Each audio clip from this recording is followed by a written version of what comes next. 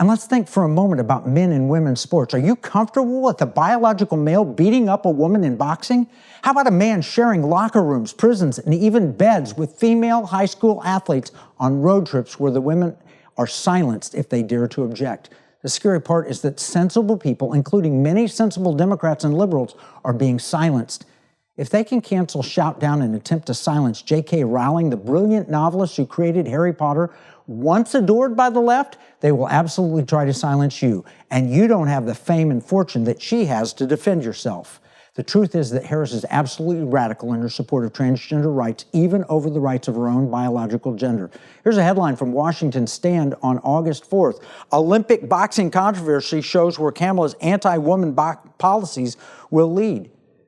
That's because they beat up a girl in the boxing ring. Riley Gaines, a 12-time NCAA All-American woman swimmer, was once forced to share her title with a biological male. This is what she said to Jesse Waters on Fox. And if I could, I implore you, a vote for Kamala is a vote against your daughter's future. I see lots of people on social media saying they will be voting for Kamala because she's a woman. Well, let me tell you, Jesse, I will be voting for Trump because I'm a woman.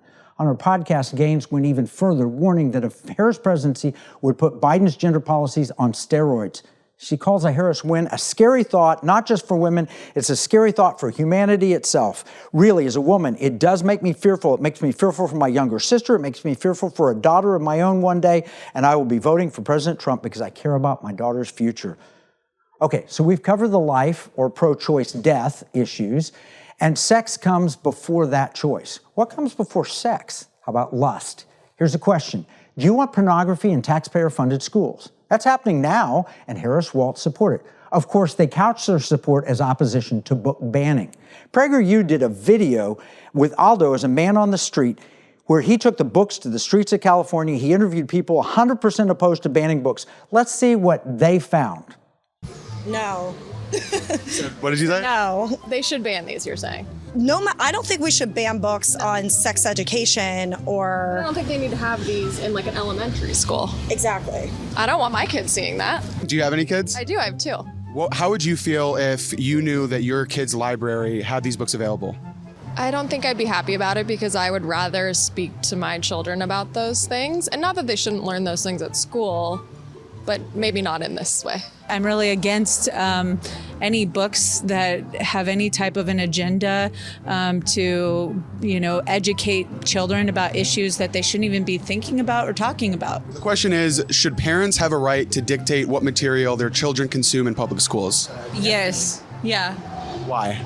Because that's your child. I think the problem comes, when you hear the word book ban, right? You think of people tossing books into a fire. Right. And when you see these books that they've banned in certain school districts, do you understand why parents might not want these in their kids' schools? Totally. Yeah. That says it all. Even the far leftists they interviewed agreed that young children should not be exposed to such material, although some thought it would be okay for high school. All right, we're going to need to take a break, but don't you agree with the people that Aldo and PragerU interviewed? Don't you agree that that sort of stuff doesn't belong in public schools? All right, we're talking about values. We're going to dive further. We're going to learn who's better, Harris or Trump, for your values. We'll be back right after the break.